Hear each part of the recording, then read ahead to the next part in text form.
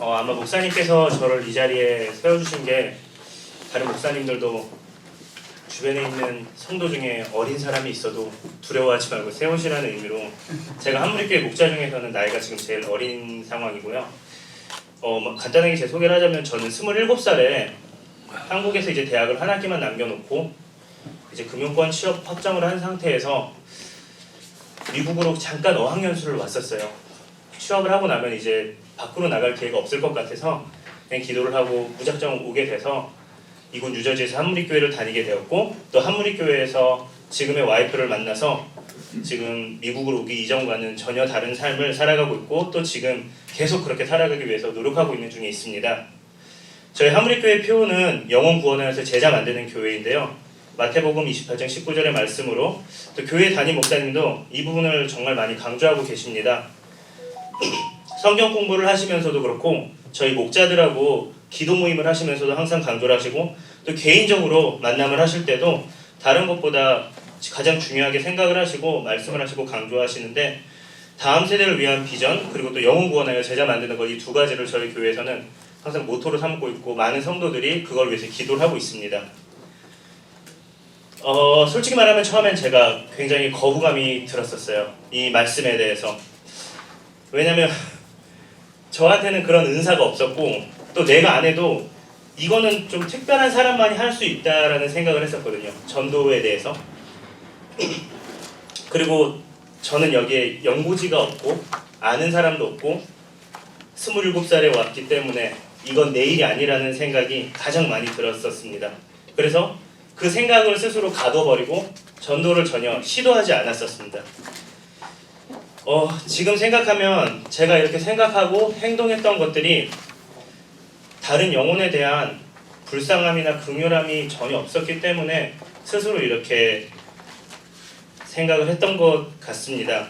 그리고 혼자만의 편안함을 위해서 합리화하면서 그냥 이 교회에서 이렇게 지내왔던 것 같아요.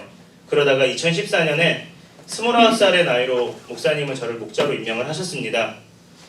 한무리교회에서는 교회 온 지 일주일만 되어도 사역을 신청할 수 있는데요. 목사님의 그 신조가 어린 목장장이라고 해도 예외는 아니었던 것 같습니다. 그래도 목자로 세워주셨는데 내가 뭐라도 좀 보여줘야겠다 싶어서 그 해 제가 멕시코 단기 선교를 가게 되었는데요. 솔직히 말하면 제가 모태신앙인데 단기 선교를 처음 가본 거였고 영어도 잘 안 돼가지고 굉장히 주저하다가 가서 뭐 짐이라도 좀 들고 페인트 칠하다 하면 되겠지 하는 마음으로 갔었는데 거기서 굉장히 큰 충격을 받았습니다. 생각보다 많은 사람들이 변화가 될 준비가 되어 있고 거두어들일 추수꾼들만 오면 되는데 그런 사람이 없어가지고 많은 분들이 아직도 이단에 묶여있고 또 잘못된 카톨릭 가운데서 그 말씀을 자신의 생명처럼 받아들이고 사는 멕시코인들을 보고 너무 마음이 아팠습니다. 그래서 그 선교 이후에 제가 나는 아직은 어리다. 그리고 내 생활은 너무나도 불안정하다. 그리고 나는 주변에 아는 사람이 없다. 이 생각들을 그날 이후로 제가 버리게 되었습니다. 그 마태복음 28장 19절 말씀이 너가 아닌 나에게 하나님 하신 말씀임을 제가 그때 깨닫게 되었는데요. 그렇게 해서 제 첫 단기 선교는 제 신앙생활에 있어서의 첫 터닝포인트가 되었던 것 같습니다. 그렇게 목장 사역을 하면서 많은 사람들을 또 일부러 만나보려고 했고 또 전도하려고 했습니다. 근데 아시다시피 쉽지 않았습니다. 저는 이제 미국에서 새로운 이제 생활을 하기 위해서 커뮤니티 칼리지를 다니게 되었는데요. 그 당시 같은 클래스에 있던 청년을 6개월을 제가 따라다녔습니다. 그 친구 제가 밥도 계속 사주고요. 라이드도 제가 계속 해주고요. 가끔은 숙제도 제가 이렇게 공유도 많이 해주고요. 또 아무래도 저는 조금 늦은 나이에 학교를 간 거기 때문에 20살인 친구의 그 당시에 할 수 있는 생각들, 고민들을 많이 상담도 해주고 들어주기도 했던 것 같습니다. 그렇게 6개월을 제가 계속 정말 변함없이 하니까 그 친구가 저에게 형 저한테 왜 그러세요? 이렇게 묻더라고요. 그래서 정말 그냥 너가 좋아서 그런다. 너가 너무 좋고 또 내가 좋아하는 그 하나님을 내가 널 좋아하니까 같이 믿어봤으면 좋겠다. 맛집 소개하는 것처럼 내가 좋아하는 하나님 같이 한번 믿어보자. 우리 교회 한번 같이 나가보자. 이게 제가 원래는 사람들 앞에서 말을 잘 안 하는 스타일이고 많이 듣기만 하는 스타일인데 한 번 필터링이 없이 이 말이 나오더라고요. 하고 나서 조금 아차 싶었어요. 아, 이러다가 6개월 동안 싸워왔는데 멀어지면 어떡하지 하는데 그 친구도 네 좋아요 한번 가봐요 라고 선뜻 대답을 해줬습니다.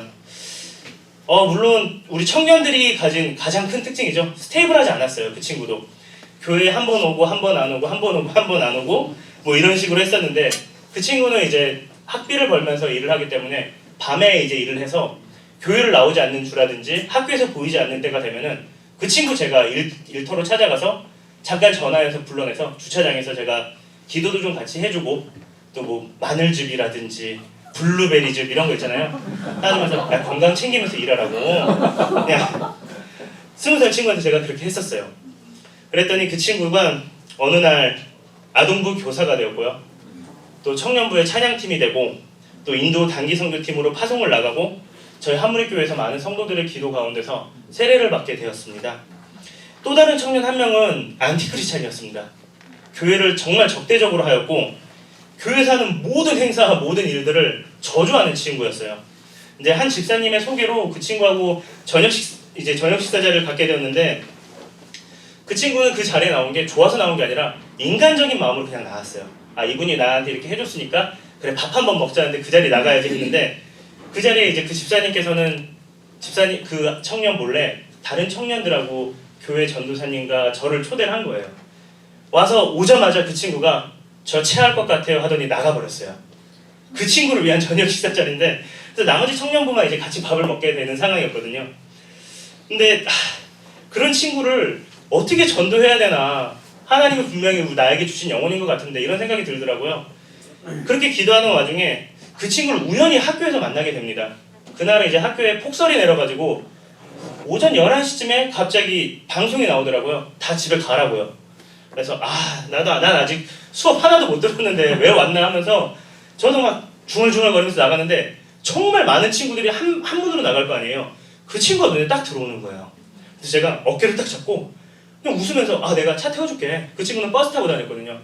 이 사람들이 이렇게 많이 썼는데 언제 가냐. 우리 차 타고 가자. 했더니 뭐 자기도 그 줄을 보더니 사람들이 제 차를 타더라고. 그러더니 밥 먹었냐고. 그러니까 유학생들은 사실 좀 힘들게들 지내잖아요. 그래서 대답 안 하길래 우리 집 가서 밥을 먹자. 그래서 어차피 운전 제가 하니까 그 친구는 말 못하고 그냥 저희 집까지 쫓아왔어요. 네, 그날따라 또 저희 와이프가 집에서 이제 재택근무하는 날이라서 와이프도 집에 있는 상황이었고 그 친구가 생각했던 진로가 저희 와이프의 지금 직장 와이프가 CPA인데 똑같은 길을 가고 싶어 했어요. 심지어 트랜스퍼 하려는 학교도 같은 학교였어요. 와이프 나온 학교였고 그래서 그 친구한테 그거를 제가 계속 미끼를 주면서 같이 가자. 너한테 좋은 이제 롤 모델이 될 수 있다. 우리 와이프도 22살에 미국 와가지고 이렇게 한 거다. 너도 잘할 수 있을 것 같아 하면서 데리고 왔어요. 그러면서 계속 또 그날도 밥을 해주고 한 학기 정도를 제가 제 수업이 없는데도 그 친구 아이들을 왔다 갔다 제가 해줬고요. 또 식사도 당연히 제가 챙겨주게 되고 그 친구가 일부러 교회를 안 오려고 주일날 알바로 바꿨더라고요. 그래서 정말 예배 끝나고 거기로 다 찾아갔어요. 청년들이 거의 2주에 한 번 찾아가서 일부러 그 친구 앞에서 같이 얘기도 하고 밥도 먹고 그 친구 들으라고 막 앉아서 장사 안 되는 집이었거든요. 그래서 그 친구 같이 앉아서 사장님도 선택 보내주더라고요. 와서 막 저희들 막 100불, 200불씩 시켜 먹으니까 가서 얘기도 좀 같이 하고 이런 시간들이 한 6개월 되니까 그 친구도 저한테 이런 얘기를 하더라고요. 나한테 이렇게 대하는 이유를 모르겠다고. 근데 자기가 인간적인 마음에서 받기만 하는 건 체질이 아니라 꼭 갚아야겠다고. 내가 어떻게 했으면 좋겠냐고 이렇게 저한테 되묻더라고요. 그래서 제가 그 친구한테 얘기를 했습니다. 너가 우리한테 갚을 건 없다. 왜냐면 우리도 유학생 때 많은 목사님들에게 또 많은 교회 성도님들한테 사랑을 받았고 음식도 받았고 라이드도 받았고 다 했다. 나중에 혹시 너가 좀 여유가 생기면 너가 받았던 걸 생각해서 다른 친구들한테 그렇게 해줬으면 좋겠다. 이렇게 말을 했더니 그 친구가 대답이 없더라고요. 그리고 그 친구가 그 다음 주부터 교회를 나오기 시작했어요. 그러면서 유치부 교사로 섬기게 됐고 청년부 임원으로 섬기게 됐고요. 또 그 친구도 같이 단기 선교도 2차례를 함께 교회에서 하는 단기 선교를 가게 되고 또 우리 교회에서 세례를 받게 되었습니다. 그 친구 부모님은 아직도 그 친구가 교회 다니는 걸 모르고 있어요. 한국에서 캐톨릭이신데 아직도 그 친구가 교회에서 시간을 보내는 거를 낭비한다고 생각을 하시거든요. 그래서 그거 위해서도 저희들이 지금도 많이 기도를 하고 있습니다. 또 제가 뉴저지와에서 제일 힘들었던 게 제가 한국에서는 운동을 정말 자주 했었는데 여기에서는 뭐 사람도 잘 모르고 하니까 운동을 할 시간도 없고 계기도 없더라고요. 그래서 하루는 딱 마음을 먹고 내가 원래 한국에서 야구를 정말 좋아했었는데 야구를 한번 해봐야겠다. 그래서 야구를 시작을 했었는데 저희 팀에 가보니까 믿지 않는 사람들이 눈에 많이 들어오더라고요. 물론 반 정도는 교회를 다니고 그 반 정도는 교회를 다니지 않았었는데 그 나중에 제가 들은 얘기인데 저희 팀원들은 제가 그 학교 다닌다고 했잖아요. 그래서 신학을 하는 줄 알았대요.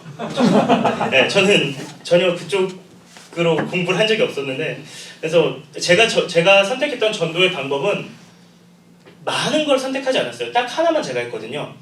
그래서 믿지 않았던 그 팀원들한테 그 사람들이 그동안 살아오면서 만났던 크리스찬이랑은 조금은 다른 모습을 좀 보여줘야겠다.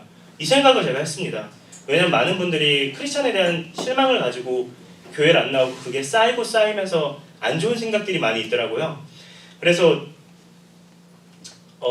제가 남자들이 모여서 운동을 하면은 한 번쯤은 이제 거친 말도 나오기도 하고 이런데 저는 한 번도 그 자리에서 뭐 욕을 하거나 남을 험담을 하거나 남을 깎아내리는 말을 해본 적이 없었어요.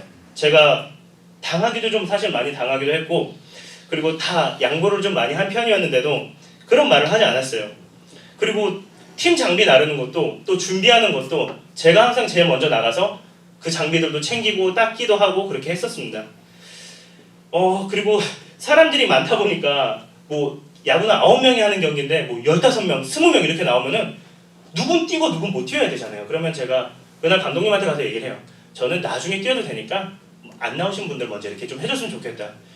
뭐 물론 그날 그렇게 해서 3시간 동안에 한 타석 선 날도 있어요. 그래도 어쩌겠어요. 그분들이 아는 크리스찬이랑 다른 모습 보이려면 저는 이거밖에 못하거든요. 돈 내고 하는 야구지만 저는 그렇게 제가 하나씩 양보를 했었습니다. 그리고 팀 회식이 있는 날이면 빠지지 않고 참석을 하는데 술을 한 모금도 마시지 않았습니다. 이게 좀 쉬운 것 같으면서도 나중에는 저 스스로도 좀 헷갈리더라고요. 왜냐면은 다 마시는 자리에서 혼자 안 마시니까 왜 너만 고리타분하게 그러느냐, 왜 너만 생색내냐, 처음엔 이런 말들을 했어요. 근데 그런 회식 자리가 한 5번, 6번, 7번 하다 보니까 아무도 저에게 이제 술을 권하지 않더라고요. 그리고 이제 그때 나왔던 분 한 분이 밖에서는 이제 정말 좀 큰 회사를 운영하시는 사장님 들으시는 젊은 형제님인데 그분이 이제 저희 교회에 오고 싶다고 2년 제가 그렇게 행동을 하니까 연락이 온 거예요, 개인적으로. 그래서 잘 됐다고 오시라고 언제든지 환영한다고 이제 그렇게 했었는데 그 형제분이 저한테 하는 말이 너가 믿는 하나님은 내가 그동안 만났던 사람들이 믿던 하나님이랑은 조금 다른 것 같다 이렇게 말을 하는데 제가 2년 동안 조금 고민하고 흔들렸던 게 그때 확실하게 딱 정립이 되더라고요. 내가 했던 게 틀린 게 아니었구나. 하나님이 2년 동안 조금 나를 시험을 하신 건 아닌가 그 생각도 사실은 좀 들었었고 그 형제님의 얘기를 듣고 나서는 제가 더 확실하게 바깥 사회생활 할 때 그런 부분을 잘 지키게 되었던 것 같습니다.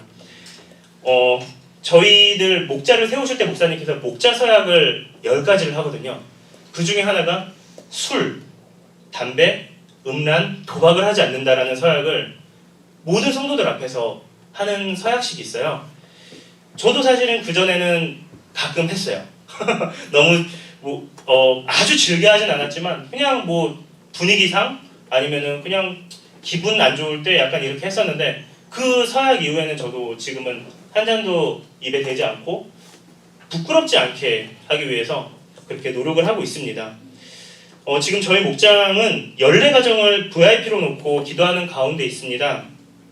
VIP는 이제 믿지 않는 영혼들을 저희가 VIP라고 해서 기도를 하고 있는데요. 가족, 아니면 직장 동료, 아니면 친구들 이렇게 이루어지고 있고 VIP를 위해서 어떻게 진행되고 있는지 저희들이 그걸 나누는 시간은 친교 시간에 이제 나눌 때도 있고요. 혹은 목장 모임에서 이제 2달에 한 번은 VIP 현황에 대해서 얘기를 나눠요. 저희가 저번에 올렸던 이분 어떻게 진행되고 있습니까?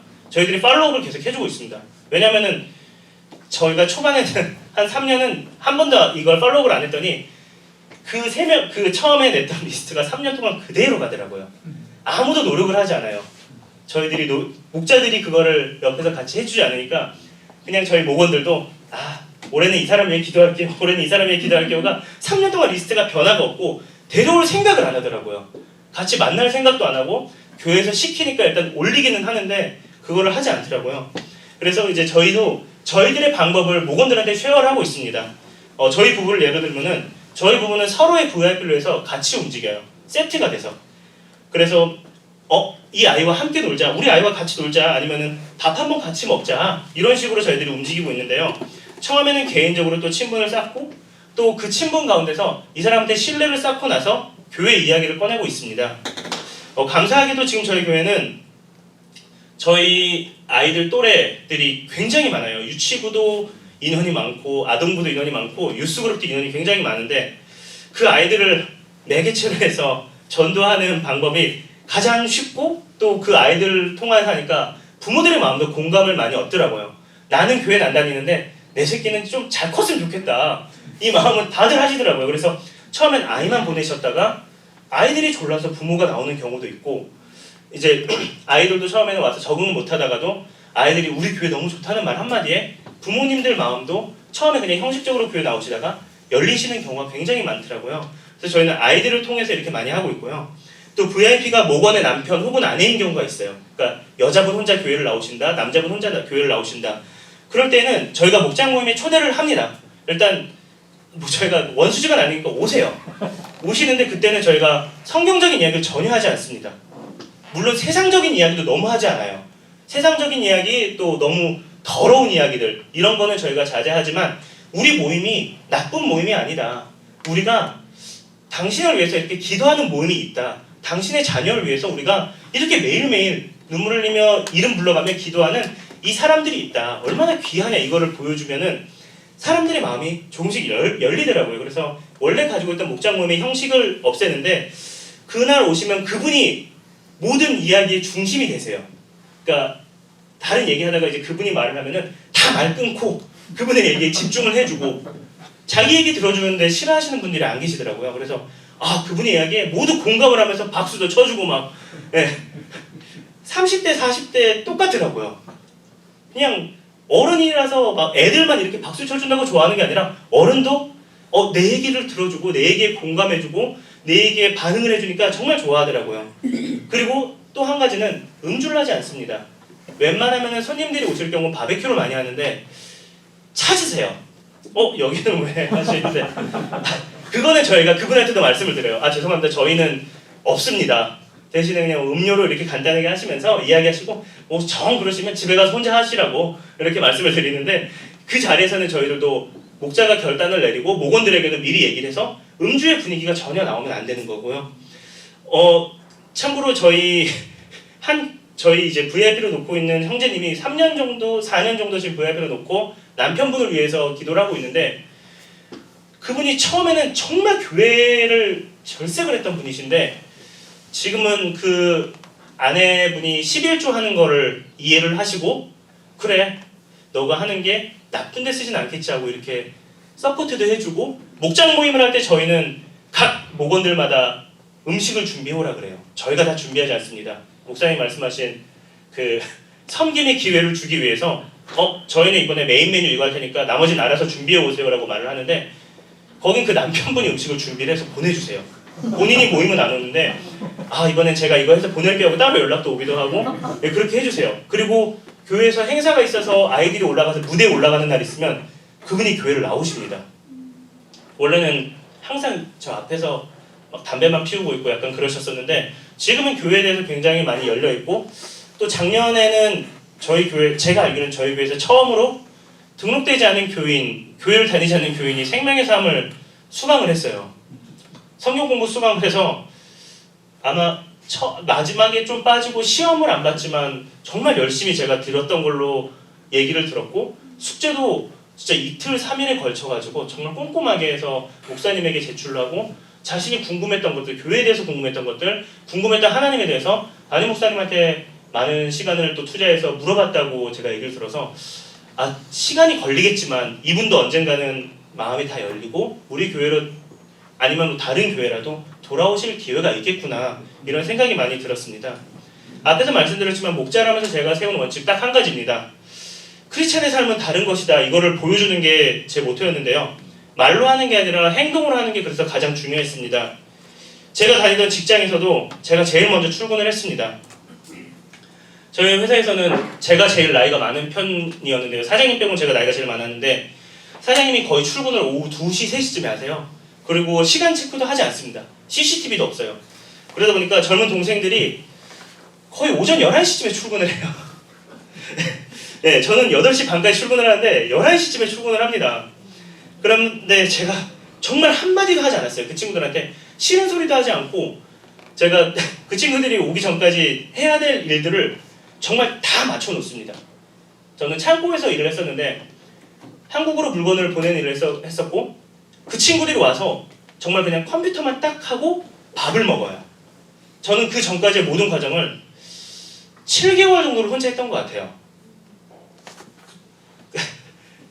처음엔 쉽지 않더라고요. 이게 웃으면서 할 수도 없었고 왜 나만 이러고 있어야 되나 하는 생각이 했었는데 그렇게 계속 시간을 하다 보니까 오히려 그 친구들이 없는 시간에 회사에서 제가 큐티하는 시간이 생기게 되었고요. 또 그 친구 아무도 없으니까 찬양을 정말 크게 틀어놓고 제가 일을 하는 시간이 되다 보니까 저한테 너무 은혜가 되는 거예요. 그 시간들이. 내가 어느 직장에서 찬양을 이렇게 크게 틀어놓고 일을 할 수 있으며 묵상을 할 수 있는 시간을 이렇게 내가 얻을 수 있을까 이런 생각이 듣다 보니까 되게 감사하더라고요. 근데 그런 모습을 보고 나서 이제 내가 집이 멀어서 내가 출석하는 교회는 다니지 못하지만 내가 안 다녔던 교회를 다시 다녀야겠다 이렇게 말씀을 하시는 분도 있었고 저희 사장님 같은 경우에도 말씀은 안 하셨지만 다 알았던 것 같아요. 왜냐면 전화 받는 사람이 저밖에 없고 하니까 아침마다 전화를 못 받으면은 뭐 아시겠죠 이제는. 그래서 사장님도 플러싱에서 이제 본인의 교회를 다시 출석을 하신다고 그렇게 저한테 말씀을 하시더라고요. 그래서 너무 감사했고 또 이런 상황을 만들어준 하나님께도 정말 감사하게 되었습니다. 이 자리에 계신 많은 목회자분들이 목장 사역에 관심이 있으시고 또 고민하시기에 세미나에 함께 하시는 걸로 알고 있습니다. 또 이미 이전의 방식들이 몸에 익숙하실 거고 또 여태까지 해하셨던 것들 버리신다는 게 정말 불편할 걸로 저도 알고 있습니다. 근데 목장을 맡으면서 가장 중요한 게 저희 목자들이 목사님하고 같은 곳을 바라보는 것이라고 저는 생각을 합니다. 목사님의 의중을 한번 오해하기 시작하면 사실 정말 끝이 없는 것 같아요. 저도 사실은 그런 생각이 든 적이 있었고 그래서 그런 생각 들 때마다 개인적으로 목사님에게 제가 말씀을 드립니다. 제가 이해하고 있는 것이 맞는 것인지 아니면 목사님이 말씀하신 게 이 포인트가 맞는 건지 저하고 저희 와이프는 목사님한테 개인적으로 꼭 연락을 하고요. 목사님이 너무 바쁘실 때는 부목사님이라든지 교육목사님에게 아니면 항존지 계신 또 장로님께 저희들이 꼭 물어봅니다. 그럼 장로님을 통해서 저희가 목사님을 걸쳐서 이렇게 또 대답이 오기도 하고 그런 과정들을 거의 계속해서 저희들이 겪어왔거든요. 그래서 혹시나 나를 오해하는 성도가 있다, 나를 오해하는 목자가 있다 싶으시면은 먼저 마음을 열고 좀 직접 이야기를 해주셨으면 좋겠어요. 그러면은 제 생각에는 90% 이상은 너무 쉽게 풀리는 일들인 것 같거든요. 그래서 저희 교회는 목사님이 30개의 목장의 목자들하고 최소한 1년에 한 번은 자리를 따로 가지십니다. 목자들을 아침 식사를 같이 하신다든지 집으로 초청을 해서 3-4개 목장의 목자들을 가정을 불러서 같이 식사도 하면서 사는 얘기도 하고 목장의 어려움도 같이 나누는 시간들을 가지고 있고요. 저희도 알고 있어요. 목사님이 얼마나 바쁘신지도 알고 있고 그런데도 최소한 한 30번의 식사 자리를 그렇게 가셔야 되는데 목사님이 귀찮아하지 않으시고 너무 귀하게 그 시간들을 사용하셔서 항상 감사한 마음을 가지고 있고요. 그 자리 통해서 오해가 있고 또 미움이 있으면은 바로 회복이 되더라고요. 그리고 너무 죄송한 마음에 내가 이 사역을 좀 더 잘 감당해야겠다 이 생각이 많이 들게 되고 다시 다짐하는 시간들이 되는 것 같아서 목사님들의 방법이 또 그 방향이 성경이랑 어긋나는 또 이단의 방법이랑 아니면 그 방향이 아니라면은 저희들이 진짜 목사님을 꼭 지지를 해줘야 되고 서포트 해줘야 되는 목자들이잖아요. 그래서 여기 계신 목회자분들은 성도들에게 터놓는 일에 대해서 너무 부담 갖지 않으셨으면 좋겠습니다. 네. 그리고 두 번째는 목자들의 양육이 굉장히 중요한 것 같습니다. 성도들의 양육도 분명히 중요한데요. 목자들의 양육도 너무 중요한 것 같아요. 리더라고 세웠지만 지금 목사님의 교회도 그렇지만 목사님들의 교회도 그렇지만 저희 담임 목사님도 리더라고 세웠지만 성이 안 차실 거예요. 이렇게 했으면 좋겠는데 자꾸 이렇게 하고 좀 이렇게 했으면 좋겠는데 너무 뺀질거리고 이런 사람들 리더로도 세운 분들 많이 있잖아요. 그런데 목사님도 아마 저희들 보면서 수백 번 울면서 기도하셨을 것 같아요. 저희 부부도 그렇고요. 근데 다른 성도들 양육하는 것처럼 목자들의 양육이 너무 중요한 게 목자들 성경 공부를 목사님들이 바쁘시더라도 꼭 시간을 내서 해주셨으면 좋겠어요. 힘을 쏟아서 해주셨으면 좋겠어요. 제가 그랬거든요. 저희 목사님이 어떻게 생각할지는 모르겠는데 저도 제 두 번째 신앙의 터닝 포인트가 경건의 삶이라는 성경 공부 시간을 통해서 제 신앙생활이 그 이후에 또 굉장히 많이 바뀌고 또 곱게 되는 시간이 되었어요. 그 이전에 저도 5과목, 6과목 정도의 성경 공부를 했었는데 그때는 저에게 큰 변화나 큰 다짐이나 새로운 게 없었어요. 그냥 해야 되니까 하는 거고 열심히 하려고는 하는데 딱 그때뿐인 걸로 끝나는 성경 공부였었는데 경건의 삶이라는 성경 공부 통해서 제가 제 삶을 진짜로 다시 한번 또 돌아보는 시간이 되었고요. 이제 앞으로의 내 삶이 하나님 앞에서 어떻게 써야 될지를 고민도 하게 되고 또 저한테 맡겨진 영혼들이 너무 소중하게 느껴지는 거예요. 우리 목원들 위해서 이 시간도 제가 더 투자하게 됐고 정말로 제 금전적인 부분도 정말 훨씬 많이 투자하게 되었고 지금은 제 가정 상황 때문에 새벽 예배를 잘 못 나오고 있는데 시간이 날 때마다 정말 우리 목원들 위해서 눈물을 흘리면서 기도가 나오더라고요. 그 자녀들 위해서도 많은 기도가 되고 목회자분들 위해서도 목자들이 기도하게 되더라고요. 내가 힘든데 이분들은 얼마나 힘들까. 내가 맡은 영혼 끼끗해봤자 12명, 13명? 그리고 VIP 리스트 14가정?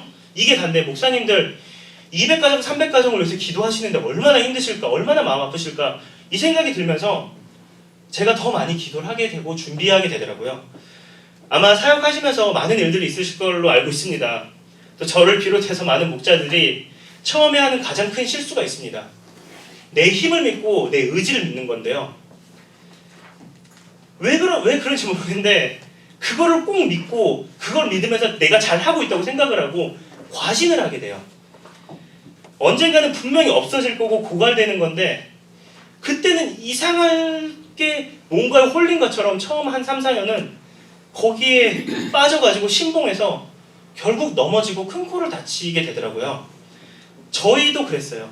많은 영혼들을 그래서 잃게 되었고 저희도 상처를 받았었고 저희도 상처를 주게 되었었고 그 시간들이 저희도 분명히 있었거든요. 근데 목사님께서도 그거를 기다려주셨고 계속 양육을 해주셨고 또 저희를 단련시켜 주시면서 목자가 되고 나면 오히려 제가 저 스스로를 내려놓는 연습을 많이 하게 되었고 또 내가 뭘 먼저 해야 되는 건지 지금 내가 살아가면서 가장 중요한 게 뭔지 다시 한번 생각하게 되니까 이제 목장 사역이 두렵지도 않고 실패한다는 생각은 들지 않더라고요. 네. 이 자리에서 이제 부족한 사람을 초대해 주셔서 감사하고요. 또 이 자리에 있는 모든 목회자분들이 앞으로 하실 목장 사역 위해서 또 저희 한무리교회에서도 늘 함께 기도하겠습니다. 감사합니다.